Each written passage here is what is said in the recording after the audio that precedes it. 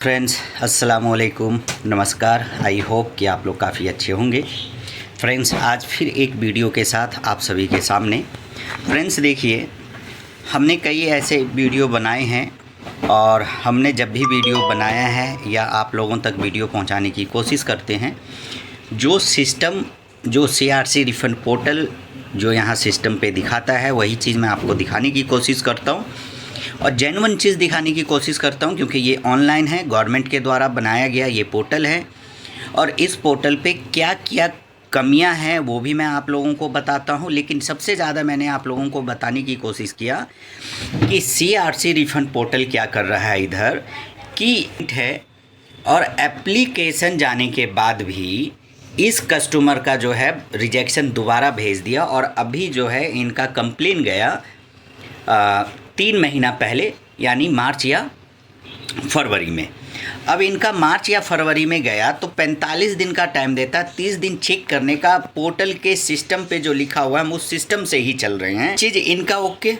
और देखिए क्या करता है सीआरसी, और सीआरसी कैसे भाड़ा के जमाकर्ता को कैसे गुमराह करता है। सहारा तो गुमराह किया ही किया, लेकिन सीआरसी भी जमाकर्ता को इतना गुमराह कर रहा है, इतना अंधेरे में उसको रख रखा है कि उसको पैसा मिले ही नहीं। इस बंदे ने ये अब जो होगा ये करीब करीब तीसरी बार होगा, यानी रीसबमिशन R1 होगा। कंप्लेन हुआ, रीसबमिशन हुआ, अब रीसबमिशन R1 होगा। तीनों बार जब इसके पेपर निकले, तीनों बार बैंक एकदम क्लियर हुआ यहाँ सिस्टम पे। और अब जब सहकारिता मंत्रालय से पेमेंट रिलीज करने की बारी आई, क्योंकि अब आप लोग जान ही रहे हैं कि 800-900 करोड़ या 700 करोड़ और बैलेंस बचा हुआ है और अगले महीने तक का लास्ट डेट है।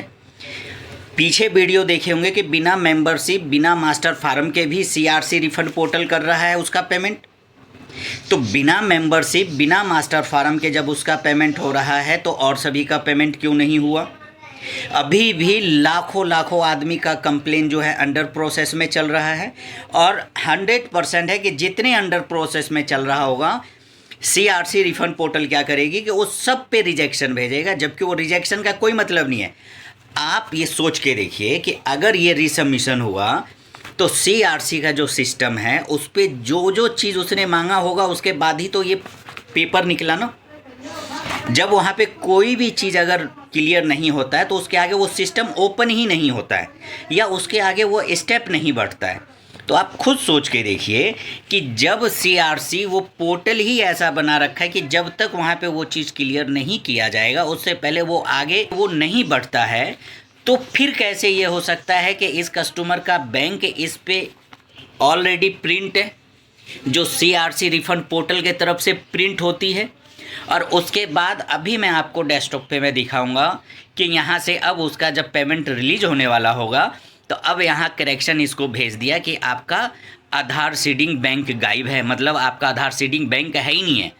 अब इस पोर्टल पे जो है वो बैंक यहाँ शो ही नहीं हो रहा है।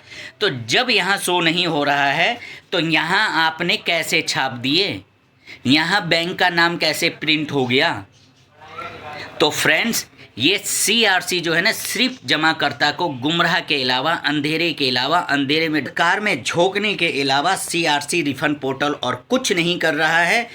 सिर्फ उसके बैठे हुए जितने भी उस पोर्टल पे बैठे हुए अधिकारी हैं उनको तनख्वाह करोड़ों रुपया टाइम टू टाइम मिल रहा है, लेकिन एक पीड़ित जमाकर्ता को पैसा लेने के लिए अब कभी आधार कार्ड में प्रॉब्लम है तो कभी नाम में प्रॉब्लम है, तो अब आपका बैंक में प्रॉब्लम है। पहले इसी कस्टमर का प्रॉब्लम आया कि आपके नाम में अंतर है, इसने एफिडेविट बना के दिया, एफिडेविट भी इसका लोड हुआ। सब चीज़ ओके होने के बाद इसका रीसबमिशन हुआ। रीसबमिशन होने के बाद अब यही सिस्टम पे दिखा रहा है, जब अभी मैंने चेक किया तो अब यहाँ दिखा रहा है कि अब इसका बैंक यहाँ से मतलब बैंक अपडेट नहीं है। और आइए फ्रेंड्स मैं आपको पहले बैंक दिखाता हूँ कि सीआरसी देखिए किस तरीके से घुमा रहा है सारे पीड़ित जमाकर्ता को। और सीआरसी अभी अगले महीने के बाद स्टेटमेंट देगी सीआरसी कि हमने सहारा के पीड़ित जमाकर्ता को इतने लाख आदमी को पेमेंट दिया और 5,000 करोड़ रुपया हमने बांट दिया। अरे 5,000 करोड़ बांटने से ज़्यादा तो आपने वो सारे बंदे जो जहाँ जहाँ काम करवाया होगा उससे ज़्यादा तो गवर्नमेंट के पास रिवेन्यू आ गया होगा। तो फ्रेंड्स, ये सब समझिए कि सरकार किस तरीके से हम सबको गुमराह करती है और किस तरीके से अंधेरे में रखती है, और हम और आप जो है इस चीज़ को समझ नहीं पाते हैं और उनके बहकावे, उनके बातों में हम लोग तुरंत आ जाते हैं। वो सब जो छलावा देते हैं उस छलावा में हम लोग फंसते हैं, लेकिन हम लोग जो है अपनी सोच, अपने दिमाग का इस्तेमाल नहीं करते हैं कि हमें क्या करना चाहिए और क्या नहीं करना चाहिए।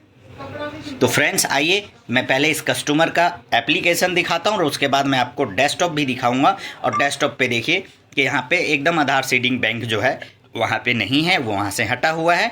और आइए मैं पहले इनका एप्लीकेशन आपको दिखाता हूँ और एप्लीकेशन के बाद फिर मैं आपको डेस्कटॉप पे मैं आपको दिखाऊंगा कि देखिए कि CRC कैसे जमाकर्ता को गुमराह करता है। फ्रेंड्स, अभी भी संभल जाइए। आप लोग है ना अपनी हर एक एक चीज़ की बात उठाइए, क्योंकि ये जो सरकार है ये हम लोगों की बात सुनने से रहा जमा करता है और कार्य करता। करीब करीब 10,000 से ऊपर तो वो सब भगवान के पास जा चुके हैं और ये सभी का मनसा है कि और जो भी बचे हुए हैं वो सब पहुंच जाएगा, 2, 4, 5 साल में और पहुंच जाएगा। क्योंकि सहारा के जितने भी तकरीबन पॉलिसी जो है वो 28, 29, 30 तक है, तो 25 चल रहा है। 5 साल में और सहारा जैसी चोर कंपनी और सहारा जैसी फ्रॉड कंपनी 30 तक, और बहुत सारे अकाउंट होंगे जो 30 तक में पूरा हो जाएगा। तो 5 साल में और आदमी जो है लाखों आदमी मर के चला जाएगा। सरकार जो पैसे सरकार के पास जमा है वो देने में उनको प्रॉब्लम हो रहा है, और सहारा जैसी चोर कंपनी, फ्रॉड कंपनी, झूठ बोलने वाली कंपनी, झूठ बोल के मार्केट से पैसा उठाने वाली कंपनी, और जब उसको पैसा देने की बात आया तो कानूनी दांवपेच में खेल के सहारा के पीड़ित जमाकर्ता को फंसा रखा है। तो ये कहीं ना कहीं जो है ये दोनों ही एक दूसरे से मिली हुई है।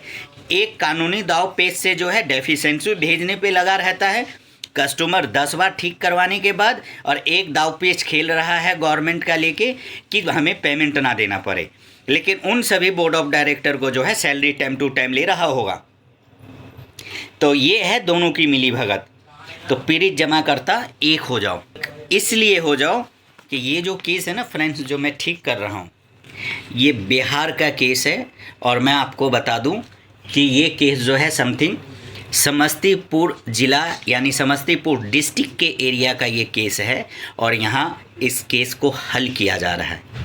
और आप सभी को पता है कि अभी बिहार में चुनाव है, तो बिहार से अगर मेरी वीडियो देख रहे हैं तो आप लोग है ना इस बार सरकार को समझा दीजिए कि हमारा मेहनत का पैसा है, हम अपना मेहनत का पैसा आपसे मांग रहे हैं।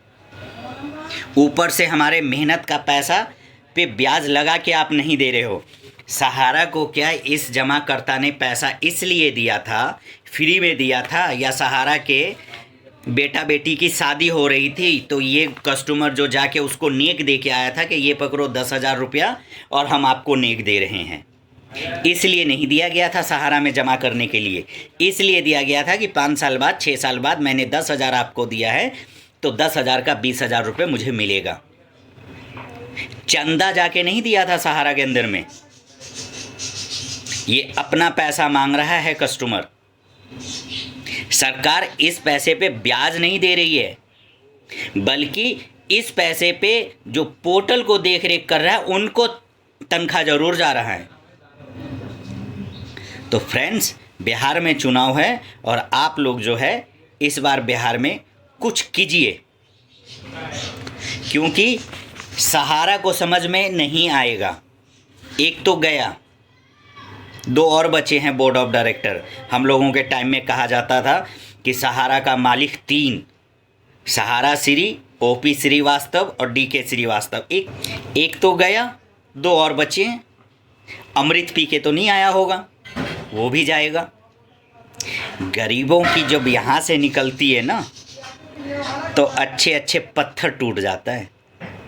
और सहारा के अंदर में जितने भी जमा करता है वो 99% जो है वो गरीबी स्तर के बंदे हैं, ज़मीनी स्तर के बंदे हैं, मेहनती बंदे हैं। उन्होंने अपना पेट काट के, बच्चों को भूखा रख के, कपड़ा ना पहन के, 2 रुपये बचा के, दिन रात मेहनत करके उन्होंने अपने बच्चों का भविष्य सुधारने के लिए सहारा के अंदर में पैसा जमा किया था, दान नहीं किया था। तो फ्रेंड्स, बिहार में चुनाव है और आप लोग जो है इस बार बिहार चुनाव में दिखाइए कि जनता को गुमराह करने का और जनता को हर हमेशा बेवकूफ़ बना के, छलावा दे के, अपने तरफ गुमराह करके, और जनता को जो आप सब जब जैसा मन होता है गुमराह कर देते हैं, और जनता उस गुमराह में फंस जाता है क्योंकि वो इतनी समझदार जनता नहीं है, इतने पढ़े लिखे जनता नहीं है, ज़मीनी स्तर से आते हैं, खेती बाड़ी करने वाले व्यक्ति होते हैं। उनको सिर्फ इतना समझ में आता है कि हमने 10,000 रुपये दिया है और हमें इतने दिन के बाद इतना मिल जाएगा। तो ये चीज़ आप लोग समझें और इस बार आप लोग कुछ न कुछ नया करें कि समझ में आए कि कोई भी सरकार अगर बैठे तो वो जनता के हित में सोचे, जनता की प्रॉब्लम में सोचे, और इस तरीके से जितनी भी भारत के अंदर में नॉन बैंकिंग कंपनियां चल रही है उन सभी पे नकेल कसा जा सके। जो सरकार ही उसको ऑर्डर करती है, सरकार ही उसको लाइसेंस देती है, सरकार ही उसे मार्केट में काम करने के लिए उसको परमिशन देती है, और वही परमिशन का गलत उपयोग करके और अनपढ़ गंवार जमाकर्ता पब्लिक से पैसा उठा के और वो लेके चला जाता है। जब पैसा देने की बारी आता है तो वो अपने आप को कहता है कि हम क्राइसिस में चल रहे हैं। जब कस्टमर को पेमेंट देने की बात आएगा तो कहेगा हम घाटे में चल रहे हैं। अरे तो आप घाटे में चल रहे हैं तो आपने इस क्षेत्र में, बैंकिंग क्षेत्र में काम किया तो क्यों किया? क्या काम करने से पहले आपको समझ में नहीं था? और जब पैसा पब्लिक का लूट लिया जाता है पूरे भारत से, जब उनके बच्चे इंडिया से बाहर सेट हो जाते हैं, जब इंडिया से बाहर सेटल कर दिए जाते हैं, जब उनके सारे परिवार पूरे के पूरे उसके सारे नस्ल विदेश में शिफ्ट हो जाता है, तब वो कंपनी कहता है या वो बैंक कहता है या इस तरीके के जितनी भी कंपनियां भारत में चल रही हैं वो फिर कहता है कि हमारे पास पैसा नहीं है, हम घाटे में चल रहे हैं। लेकिन उसके बोर्ड ऑफ डायरेक्टर ये नहीं कहता है कि हमने इन सभी का पैसा उठा के विदेश में हमने अपने बच्चों को सेटल कर दिया है, विदेश में हमारा शेयर चल रहा है, वहाँ हमने काम चालू कर दिया है, वहाँ हमारी फैक्ट्री चल रहा है और हमारे बच्चे सेटल हो गया है। लेकिन इन सब के बच्चे जो है रोड पे आ गया है, उससे कोई मतलब नहीं। तो आप लोग इस बार बिहार में और बिहार चुनाव में जो है ना, इस बार कुछ कीजिए कि सरकार को समझ में आए। अगर आप कहीं क्या, आप दिल्ली का ही उदाहरण ले लीजिए। दिल्ली में भी सरकार बना तो अगर सही से देखा जाए तो 2 राइट और लेफ़्ट, अगर आज राइट और लेफ़्ट हट जाए तो ये भी सरकार एकदम नीचे धराशाही। जो सरकार ये कहती है कि हम पब्लिक के साथ है, हम पब्लिक का हम काम करते हैं और सबका साथ सबका विकास, तो क्या ये विकास है कि अपना ही पैसा पब्लिक को लेने के लिए वो 100, 200, 50 कहीं ना कहीं खर्च करता है और उसके बाद वो भीख के जैसे गवर्नमेंट के दरवाजे पे, चौखट पे आके फरियाद कर के कोई सुनवाई नहीं होता है। और कहीं से लोअर कोर्ट से, कंज्यूमर कोर्ट से अगर कोई केस जीता भी है तो सहारा के जो बैठे हुए जो उस केस को देखते हैं वो सुप्रीम कोर्ट का ऑर्डर लाके दिखा देता है कि ये देखो एम्बार्गो लगा हुआ है और ये केस अभी चल रहा है। नीची अदालत जो है कैसे ऑर्डर कर दिया सहारा से पेमेंट करवाने का। तो ये सब पूरी तरीके से एक जाल बुना हुआ है कि जमाकर्ता को सिर्फ परेशान किया जाए, कार्यकर्ता को सिर्फ परेशान किया जाए और पूरे भारत में सिर्फ गुमराह करके रखा जाए। 5,000 करोड़ रुपया बढ़ जाएगा क्योंकि अगले महीना तक टाइम है, भी होगा वो बस बढ़ जाएगा। उसके बाद जो अभी भी लाखों कंप्लेन ऐसा है जो अंडर प्रोसेस में चल रहा है, अभी भी बहुत ऐसे केस हैं जो मेरे पास अभी भी फाइल पड़ा हुआ है, जो पिछले साल के छठे महीने से केस पड़ा हुआ है, उसका अभी तक पेमेंट नहीं हुआ। फिर सरकार क्या करेगी? तो फ्रेंड्स, आप लोग समझें, आप लोग अपनी बात उठाएं, आप लोग अपनी हर बात को तरीके से रखें। तो फ्रेंड्स, आइए मैं पहले इस कस्टमर का नाम दिखाता हूं और उसके बाद मैं आपको डेस्कटॉप पे भी दिखाता हूं कि सीआरसी रिफंड पोर्टल कैसे पीड़ित जमाकर्ता को गुमराह करके रख रखा है। तो फ्रेंड्स, चलते हैं, देखते हैं कि फ्रेंड्स, आइए मैं आप लोगों को जमाकर्ता का पहले एप्लीकेशन दिखाता हूं और फिर मैं डेस्कटॉप पे जो ऑन सिस्टम बता रहा है वो मैं सिस्टम आपको दिखाने की कोशिश करता हूं। और सीआरसी एक केस अभी आप पीछे का वीडियो देखेंगे, उसमें बिना मेंबरशिप, बिना मास्टर फार्म के उसको पेमेंट रिलीज हो रहा है, और इस बेचारे ने अपना एफिडेविट भी दिया, मास्टर फार्म भी अपडेट किया, मेंबरशिप भी अपडेट किया, उसके बाद बैंक फिर यहाँ से हटा दिया। तो ये है सीआरसी की, जो कहते हैं ना, गुमराह करने वाला चाणक्य। ये इस तरीके से जमाकर्ता को सिर्फ गुमराह कर रखा है। तो फ्रेंड्स, आइए फ्रेंड्स, देखिए ये कस्टमर है, मैं आपको, ये कस्टमर है, ये इसका एप्लीकेशन नंबर है, और देखिए यहाँ पे क्लियर लिखा हुआ है state bank of India, clear एकदम साफ साफ अक्षर में लिखा हुआ है। और ये जो प्रिंट होता है, आदमी इसको प्रिंट नहीं करता है, ये CRCS पोर्टल जो बना हुआ है उस पोर्टल से अपने आप ये प्रिंट होता है। ये इनका एप्लीकेशन नंबर। और आप देखिए, अब हम आपको सीधा सिस्टम पे ले जा रहे हैं, और ये सिस्टम पे देखिए कि यहाँ दिखा दिया कि इनका बैंक ही नहीं है, आधार सीडिंग बैंक गायब है। यहाँ पे देख लीजिए फ्रेंड्स, यहाँ है नहीं। अब जब हम यहाँ इसको क्लिक करेंगे तब यहाँ पे जाके इनका बैंक जो है दोबारा लेगा। तो जब यहाँ पे दोबारा लेगा तो यहाँ पे स्टेट बैंक सीआरसी ने कैसे प्रिंट किया, क्या सीआरसी मिलकर और सहारा मिलकर इस तरीके से गुमराह तो नहीं किया जा, और गुमराह क्या, ये सच्चाई है, ऑन पॉइंट मैं आपसे बात कर रहा हूँ। यहाँ पे बैंक गायब है, और यहाँ पे वही सीआरसी है जो अपने आप को कहता है कि हम सहारा के जमाकर्ता के साथ हैं, और यहाँ पे देख लीजिए, यहाँ पे बैंक वही सीआरसी प्रिंट करके दिया है, और यही सीआरसी है जो यहाँ सिस्टम पे, और ये देख लीजिए सीआरसी का साइड खुला हुआ है, और यहाँ सीआरसी का सिस्टम यहाँ गायब है। तो क्या सीआरसी तो नहीं सहारा के जमाकर्ता को परेशान कर रहा है? अब फ्रेंड्स, आइए देखिए, अब मैं यहाँ से जैसे इसको क्लिक करूँगा तो ये देखिए अपने आप, क्या यहाँ पे कस्टमर ने आके छाप दिया, यहाँ क्लिक करते ही यहाँ पे अपने आप उठा लिया same state bank of India. और स्टेट बैंक ऑफ इंडिया जब यहाँ प्रिंट हुआ तो यहाँ से गायब कैसे हुआ, और यहाँ फिर आज क्यों state bank of India update किया? तो सीआरसी कैसे चाल खेल रही है, सीआरसी कैसे जमाकर्ता को गुमराह कर रही है, और जमाकर्ता को ये पैसा नहीं दे रहा है,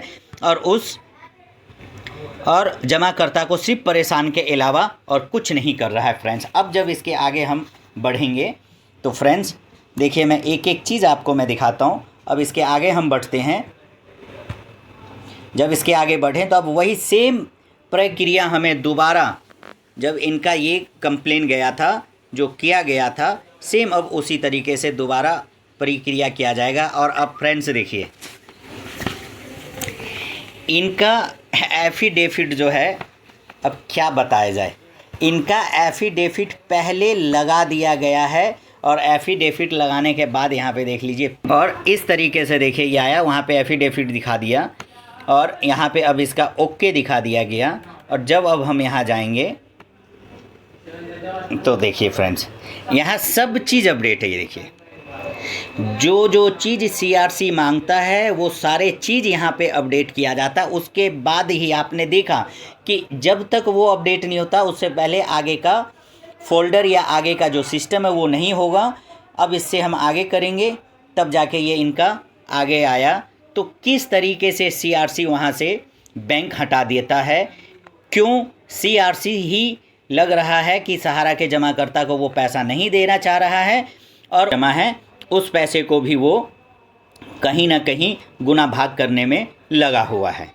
तो फ्रेंड्स, ये है इस कस्टमर ने जो कई बार किया और अब जाके इसका जो है ये तीसरी बार रिसबमिशन होगा, यानी ये अपना पैसा लेने के लिए जो है सरकार से भी भीख मांग रहा है, सहारा जैसी चोर कंपनी उससे भी भीख मांग रहा है, वो तो चोर है ही है, और उसके बावजूद भी जमाकर्ता को गुमराह के अलावा अभी तक कुछ नहीं किया जा रहा है। अब फ्रेंड्स इसका दोबारा एप्लीकेशन प्रिंट होगा, उसके बाद अब दोबारा कंप्लेन जाएगा, उसके बाद फिर इनका जो है फिर सरकार 3 महीना 6 महीना लगाएगा और इसको 26,000 लेने के लिए जो है 26 दरवाजे पे ये चक्कर काट चुका होगा। तो फ्रेंड्स, बिहार में चुनाव है, कुछ कीजिए, नहीं तो CRC, सेबी, सहारा, सरकार सब सिर्फ गुमराह करके रख रखा है। और जो चोर है सहारा, वो आज भी आज़ाद घूम रहा है, उन पे कहीं कुछ नहीं।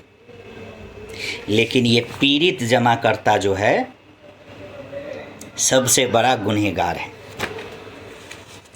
इसका पैसा लेके, इस पैसे पे प्रॉफिट कमा के अपने बच्चे का पेट पाल रहा है चोर कंपनी सहारा, फ्रॉड करके।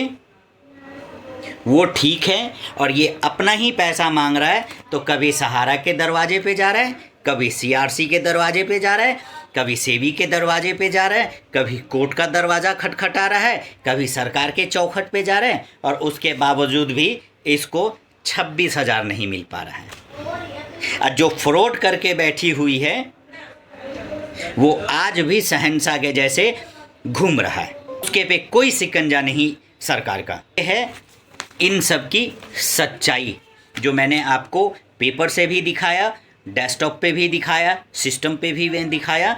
ये है सबकी सच्चाई। तो फ्रेंड्स, जागो जागो, बिहार में चुनाव है, जागो। इसी के साथ मैं अपनी बात को समाप्त करता हूँ, और लास्ट में बस एक ही चीज़ कि अगर ये वीडियो आप लोग देख रहे हो तो अपने सर्कल में ज़रूर शेयर करो कि क्या इस तरीके का प्रॉब्लम और सभी केस में तो नहीं आ रहा, क्या इस तरीके से प्रॉब्लम और भी जो अंडर प्रोसेस चल रहा है कहीं उसके साथ भी तो CRC जो है इसी तरीके का उन सभी के साथ तो नहीं खेल रखा है कि अंडर प्रोसेस देखा जा रहा है और बैंक वहाँ से आधार सीडिंग बैंक गायब कर रखा हो। तो फ्रेंड्स, इस वीडियो को अपने सर्कल में ज़्यादा से ज़्यादा शेयर करें कि किसी का भला हो जाए, कि वो अपना कागज़ कहीं ना कहीं जाके चेक करवाएं। अगर उसके में भी ये प्रॉब्लम है तो जैसे इनका दोबारा अपडेट किया गया है तो वो भी अपने एप्लीकेशन को दोबारा वो अपडेट करवा सके। तो फ्रेंड्स, अस्सलामु अलैकुम, खुदा हाफिज़ और नमस्कार।